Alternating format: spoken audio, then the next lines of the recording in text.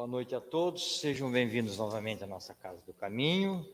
Sintam-se todos abraçados na paz e no amor de Cristo, nosso Mestre.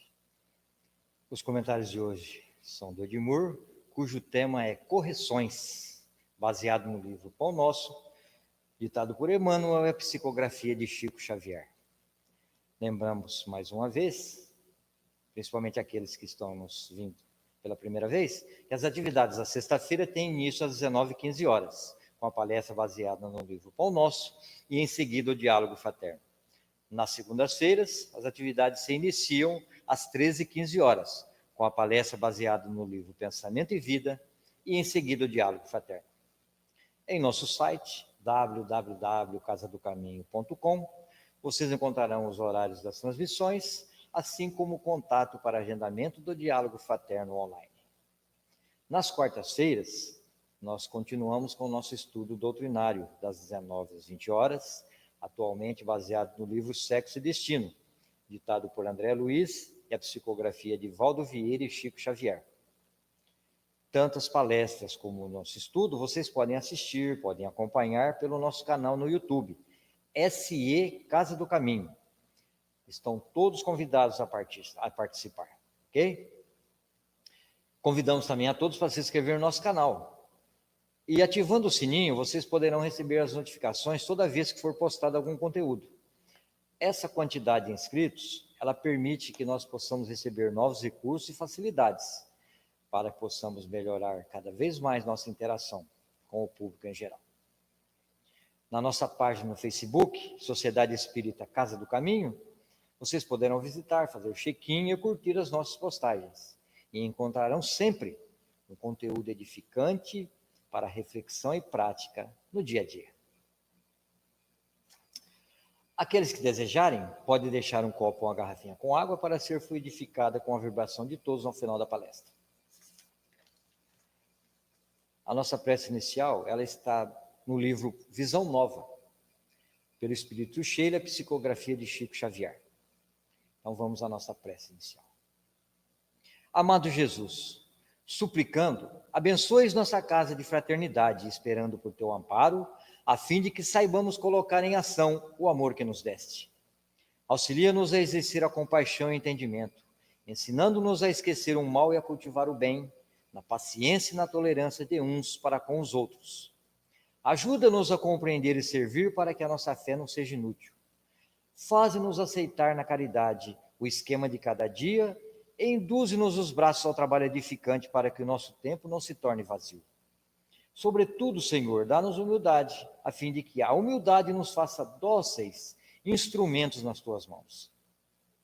E agradecendo o privilégio do trabalho, em nosso tempo de oração, louvamos a tua infinita bondade, hoje e sempre. Que assim seja.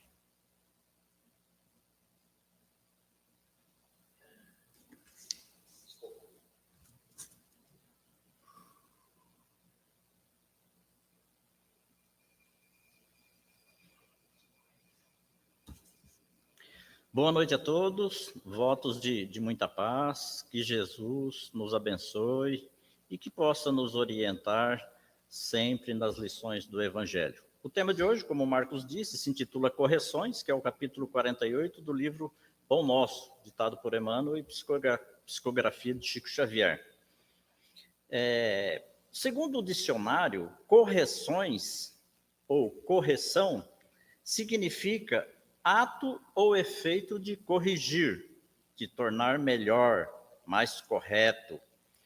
Pode ser também uma repreensão severa, punição, um corretivo, uma modificação levada a efeito numa obra para melhorá-la. Ação ou efeito de aperfeiçoar, de aprimorar. E Emmanuel inicia esse capítulo citando a carta de Paulo aos Hebreus, no capítulo 12, e versículo 7, que diz o seguinte: se suportais a correção, Deus vos trata como a filhos. Pois, que filho há a quem o pai não corrija? E ele acrescenta: bem-aventurado o espírito que compreende a correção do Senhor e aceita-a sem relutar. Então, veja, todas as dificuldades que nós estamos enfrentando hoje, será que nós estamos aceitando sem reclamar? Será que estamos aceitando todas as situações de dificuldades na nossa vida sem relutar? Como diz no popular, estamos aceitando numa boa? Muita gente diz que o sofrimento nos ajuda a evoluir. Tenho certeza de que todos vocês já ouviram isso, que o sofrimento é uma oportunidade de evolução. Mas será que só o fato de eu sofrer eu estou evoluindo? Ou para evoluir é preciso corrigir o erro que gerou aquele sofrimento? Por quê? Se você sofre, mas esse sofrimento não te tornou uma pessoa melhor, então foi um sofrimento em vão, foi um sofrimento sem sentido, foi um sofrimento sem proveito algum. Se não corrigimos, significa que nós não aprendemos. Às vezes a pessoa diz, eu errei bastante, aprendi muito. Mas esse aprendizado te fez mudar em alguma coisa? Por quê? Se você não mudou, significa que você também não aprendeu. Então é preciso fazer uma reflexão profunda para enxergar se as correções que a vida está colocando no meu caminho estão me tornando um ser humano melhor. Não é somente suportar aquela dor, mas além de suportar, será que eu estou entendendo o porquê dessa dor? O porquê que está acontecendo na minha vida aquele sofrimento? Será que eu sei qual é a raiz dessa dor? O que está causando? Eu tenho o entendimento da causa dessa dor? E a coisa mais importante, eu sei o que devo fazer para eliminar esse sofrimento? Se eu sei, eu estou disposto a isso? E Emmanuel diz que raras, todavia, são as criaturas que conseguem entendê-las e suportá-las.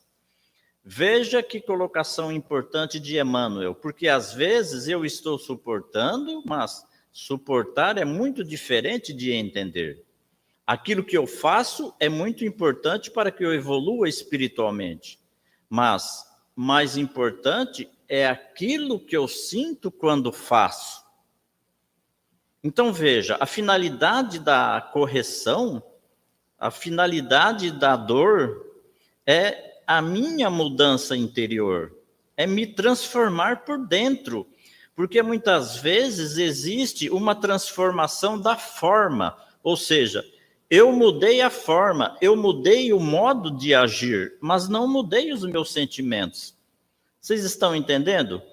Muitas vezes eu ajo de uma maneira correta, porque é o melhor a fazer, mas por dentro eu continuo com aqueles sentimentos ainda negativos que eu tenho.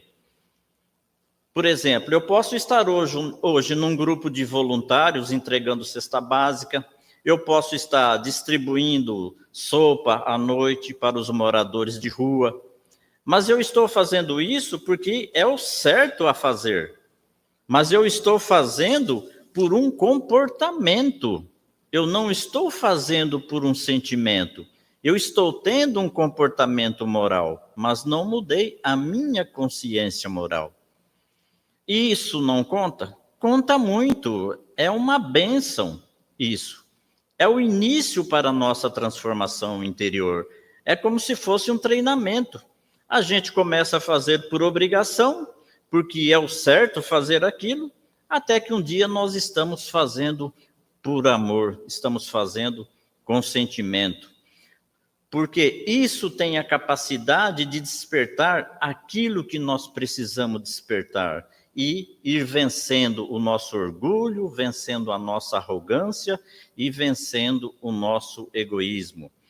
Por vezes, a repreensão generosa do alto, segundo Emmanuel, símbolo de desvelado amor, atinge o campo do homem, traduzindo advertência sagrada e silenciosa, mas, na maioria das ocasiões, a mente encarnada repele o aguilhão salvador, mergulha dentro da noite da rebeldia elimina possibilidades preciosas e qualifica de infortúnio insuportável a influência renovadora, destinada a clarear-lhe o escuro e triste caminho. Então vejam, quantas vezes que nós não vemos com agrado quando passamos por uma situação de dificuldade, por uma dor, e muitas vezes é a correção que a vida está nos enviando para que nós possamos melhorar. Não dizem que a vida é uma escola, que a vida ensina, mas a vida é uma escola para o aluno que está disposto a aprender.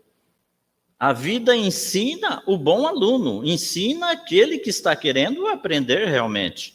Porque muitos estão passando por essa dificuldade toda e não estão tirando lição nenhuma, não estão aprendendo nada. A vida está constantemente no dia a dia te mostrando, através de situações, as coisas que estão erradas na sua vida, mas a pessoa parece que não enxerga ou não quer enxergar. Nós temos aí a pandemia. Será que as pessoas estão aprendendo alguma coisa com esta pandemia? Eu acredito que muitas pessoas, sim, muitas pessoas têm a consciência do seu dever e está aprendendo com a pandemia. Mas, por outro lado, muitos não estão aprendendo nada. Às vezes se fala assim, a pandemia está conseguindo unir as famílias. Será? Se a família estiver disposta a isso, claro, eles estão se unindo, mas em muitos casos estão ao contrário, cada um dentro do seu quarto, no seu celular, no seu computador, cada um trancado ainda mais no seu cantinho, e cada um vivendo isoladamente, e nós vemos que não está tendo evolução nenhuma, não estão aprendendo nada com isso. Então, não adianta você memorizar certas recomendações se dentro de você não existe alguma coisa que vai digerir isso, que vai fazer você ter uma reflexão, que vai fazer você meditar, você pensar sobre isso, que vai fazer com que você entenda e possa assimilar essas informações que você está recebendo. Então, a vida procura, sim, nos ensinar de várias maneiras. A vida nos manda recado a todo momento. Até é engraçado que, às vezes, a pessoa fala assim, às vezes eu estou numa fila no mercado, vamos se dizer, aí eu estou numa fila, aquela fila que eu peguei não anda. Aí, a fila vizinha, tá todo mundo passando rápido pelo caixa. Aí eu vou para aquela fila. Aí aquela fila não anda, e aquela que eu abandonei é que começa a andar. Será que a vida não está mandando um recado para a gente? Fala, para um pouco, para que tanta pressa? Para, respira, para que essa correria toda? Por que querer chegar sempre na frente? Por que tanta pressa? Acalme-se. Então, brincadeiras à parte, mas muitas vezes a vida está constantemente aí nos mandando o recado através de situações. Então, muita gente, em face do fenômeno regenerativo, como diz Emmanuel, muita gente apela para a fuga espetacular da situação difícil e entrega-se inerme ao suicídio lento, abandonando-se à indiferença integral pelo próprio destino. Quem assim procede não pode ser tratado por filho, porquanto isolou a si mesmo, afastou-se da providência divina e ergueu compactas paredes de sombra entre o próprio coração e as bênçãos paternas. Aqueles que compreendem as correções do Todo Misericordioso reajustam-se em círculo de vida nova e promissora. Vencida a tempestade íntima, revalorizam as oportunidades de aprender, servir e construir e, fundamentados nas amargas experiências do ontem, aplicam as graças da vida superior com vistas ao amanhã.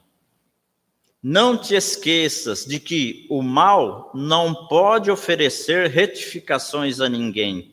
Quando a correção do Senhor alcançar-te o caminho, aceita humildemente, convicto de que constitui verdadeira mensagem do céu. Veja, constitui verdadeira mensagem do céu.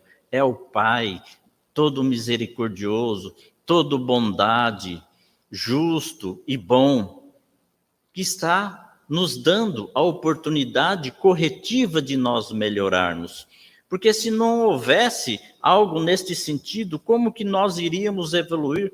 Como que nós vamos crescer sem luta? Como que nós vamos nos fortalecer sem a batalha pela conquista da felicidade, da nossa paz, da nossa harmonia?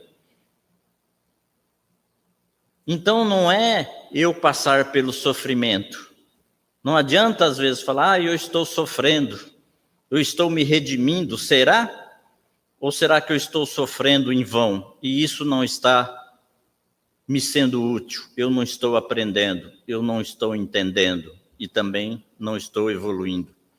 No Evangelho segundo o Espiritismo, no capítulo 5º, no item 18, tem aquela maravilha de mensagem que é o bem e mal sofrer, que diz: quando Cristo disse, bem-aventurados os aflitos, pois o reino dos céus lhe pertence, ele não se referia de modo geral aos que sofrem, visto que todos os que se encontram na terra sofrem, quer ocupem tronos, quer dormem sobre a palha, mas poucos sofrem bem, poucos compreendem que somente as provas bem suportadas podem conduzi-los ao reino de Deus. O desânimo é uma falta. Deus vos recusa consolações desde que vos falte coragem. A prece é um apoio para a alma, contudo, não basta somente orar. É preciso tenha por base uma fé viva na bondade de Deus.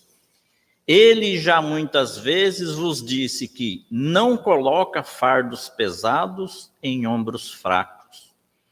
O fardo é proporcional às forças, como a recompensa o será a resignação e a coragem.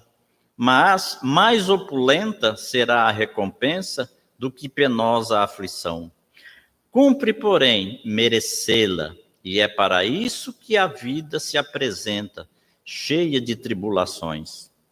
O militar que não é mandado para as linhas de fogo fica descontente, porque o repouso no campo nenhuma ascensão de posto lhe faculta.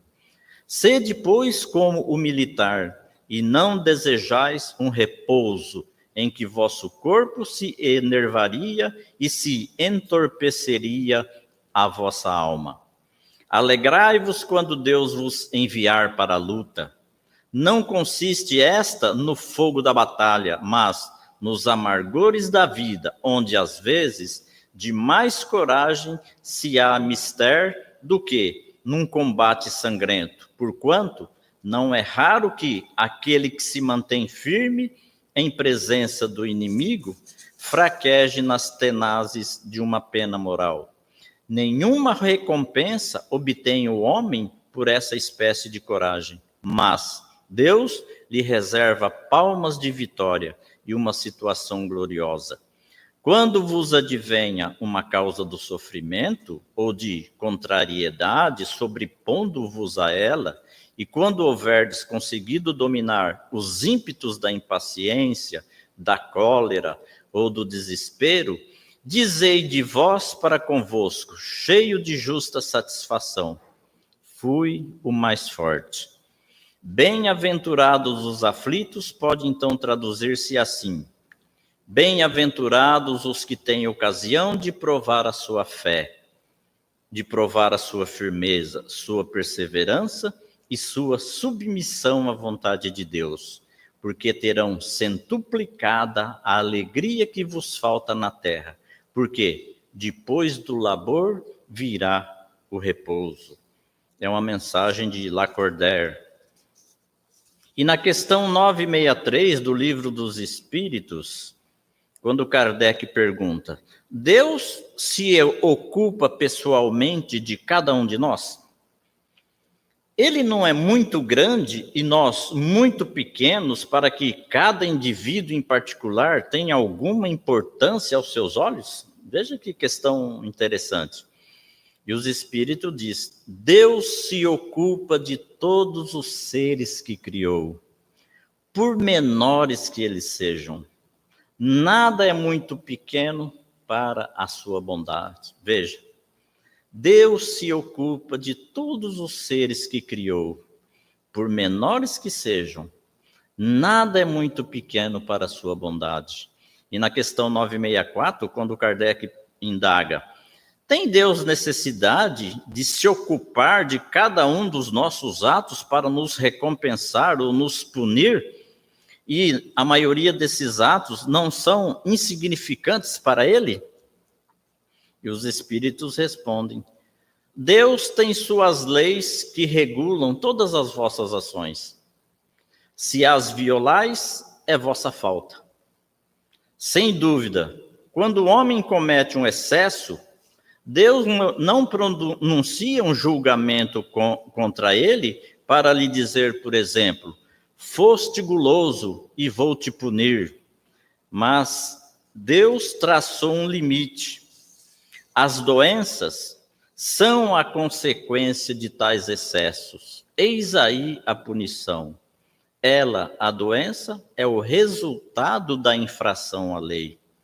Assim é em tudo. Então veja que nós temos repetido isso constantemente, que tudo é regido pela lei de Deus. E o homem só é infeliz quando dessa lei ele se afasta, pode ter certeza. Se hoje nós estamos infelizes, se estamos passando por aflições, com medos, com desânimo, com tudo, pode ter certeza que nós não estamos caminhando de acordo com a lei de Deus, porque senão nós não estaríamos passando por tudo isso. Então o homem sofre porque ele tenta ir contra as leis de Deus. Mas Deus não castiga, Deus não pune, Deus não desampara ninguém. Nós que somos teimosos e queremos nadar contra as correntezas do equilíbrio. Queremos ir contra as correntezas da harmonia e aí nos desarmonizamos. E aí sofremos. Veja que é uma escolha nossa, é nossa opção. Nós que escolhemos isso. A carência de hoje reflete o excesso de ontem. Assim como o sofrimento de amanhã vai depender do que nós estamos fazendo hoje, assim como a felicidade. O que nós estamos plantando hoje, nós vamos colher amanhã. Muitas vezes esse amanhã é até na próxima reencarnação, tal o tamanho das nossas dívidas e de nossos débitos. Então veja, tudo que eu estou passando foi escolha minha, eu preferi isso. Nós escolhemos e a vida executa. É liberdade de escolha, gente. Nós somos livres para imprimir na nossa existência o padrão de felicidade ou de aflição com a qual eu desejo conviver.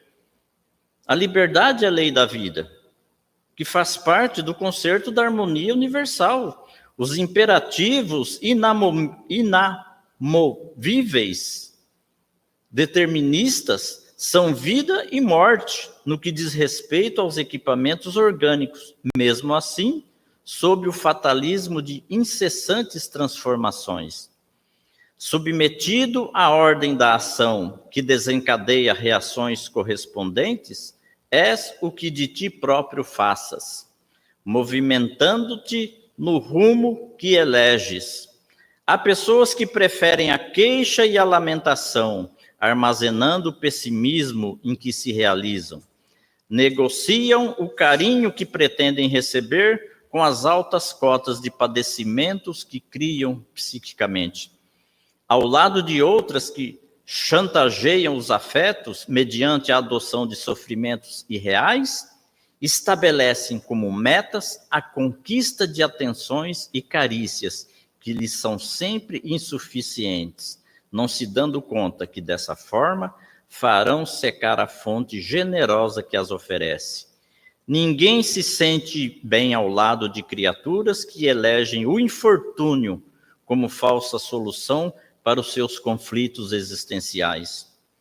Essa coação emocional termina por produzir amizades falsas, situações constrangedoras, mais insegurança. Podes e deves ser feliz, esta é a tua liberdade de escolha. Se te encontras atrelado ao carro das aflições, porfia, construindo o bem e te libertarás. A dificuldade de agora é o efeito da insensatez do passado. A vida renova-se a cada momento. Situações funestas alteram-se para melhor, à semelhança de paisagens ensombradas que rapidamente vestem-se de sol. Não dê tréguas à desdita, à ociosidade, aos queixumes.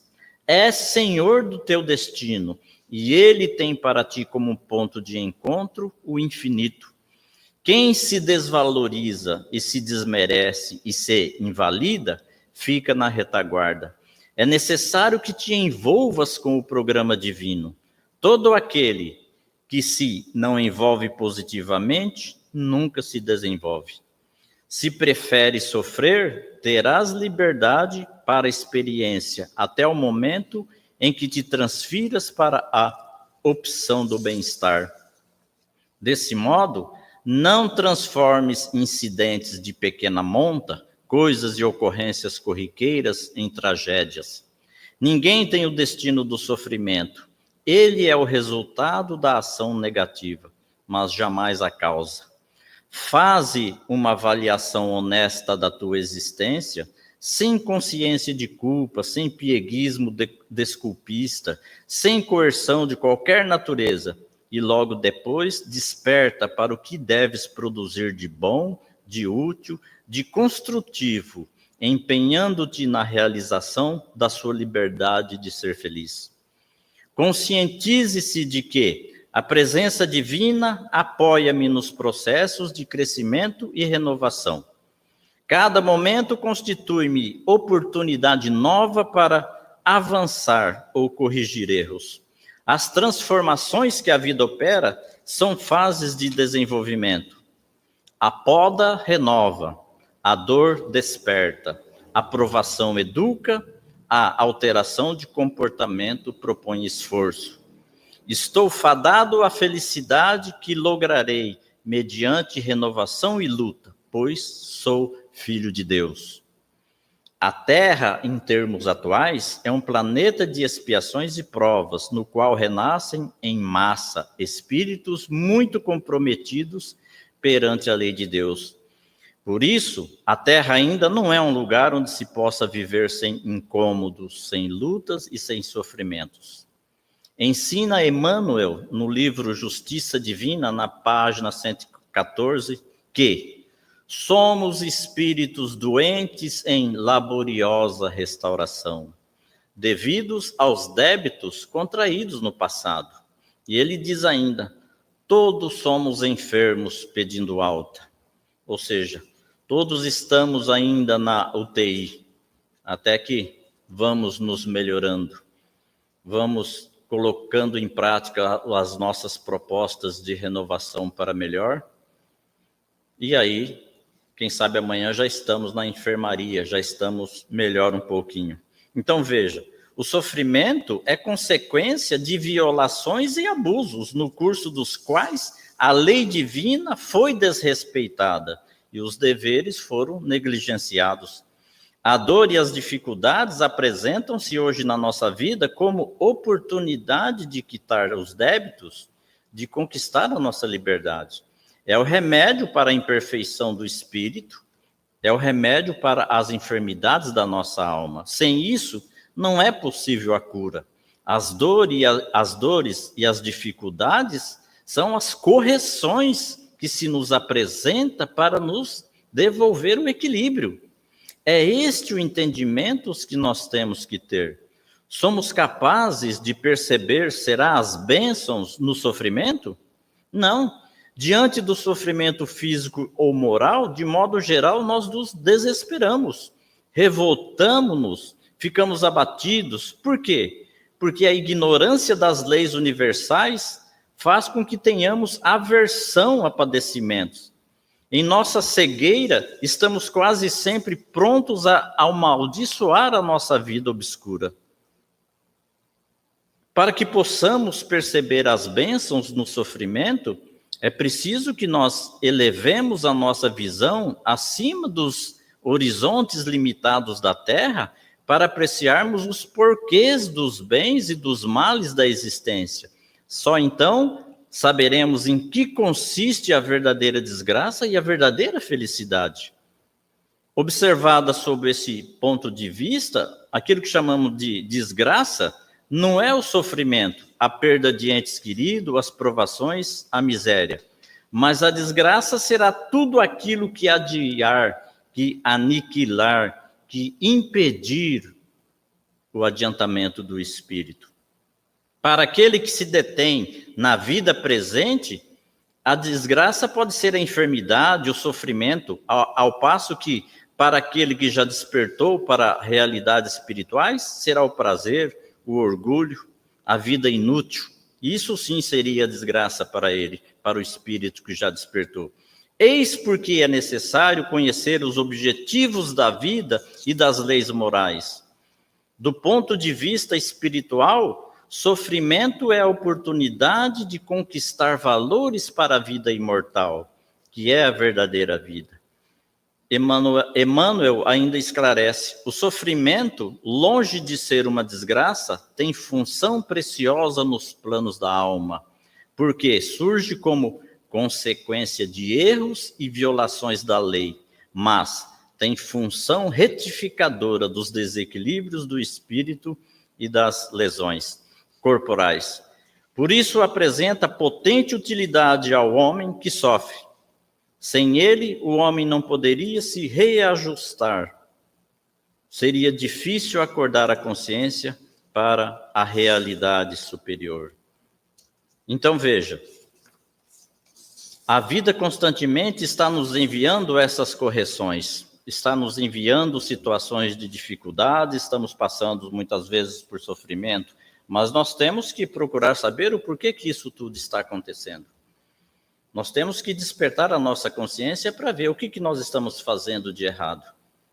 Então eu tenho que compreender que essas situações de dificuldade, todos esses sofrimentos, são bênçãos, são correções que Deus está nos enviando para que nós possamos ter o nosso equilíbrio. Então vamos aceitá-la com dignidade e lutar. É um remédio amargo, mas é esse remédio que vai nos trazer a cura, que vai nos restituir a saúde do corpo e a paz para o nosso espírito. Que Jesus possa nos abençoar para que possamos compreender, para que possamos entender e levar adiante as nossas propostas de renovação.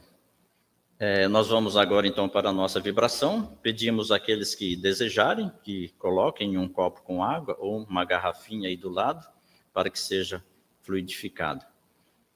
Então, com o nosso pensamento elevado em Deus, nosso Pai, queremos agradecer pela bênção da oportunidade, Senhor, pelas bênçãos de vivermos cada dia e que possamos, Senhor, fazer jus a tudo aquilo que foi nos proposto para levarmos adiante. Abençoe neste momento, Pai, a todos aqueles que estão passando por tantas dificuldades, por incertezas, por medos, a todas aquelas pessoas que se encontram nos hospitais, nas filas. Nós temos a certeza, Senhor, de que estão sendo amparados pela equipe espiritual, mas que no coração de cada um tenham eles a esperança, que tenham coragem, que tenham fé, que não deixam se desanimar, sabendo que o Pai está sempre do nosso lado, nos dando força. Que saibamos aceitar este momento de dificuldade e levarmos adiante com bom ânimo, com perseverança. Que o Senhor abençoe a todos nós, abençoe a nossa família, os nossos amigos, abençoe, Senhor, a todas as suas criaturas. Que sejamos no nosso dia a dia sempre merecedores da sua infinita misericórdia e da sua infinita bondade. Que a sua paz e o seu amor envolva cada um de nós e que tenhamos, Senhor, a sua paz. E que assim seja.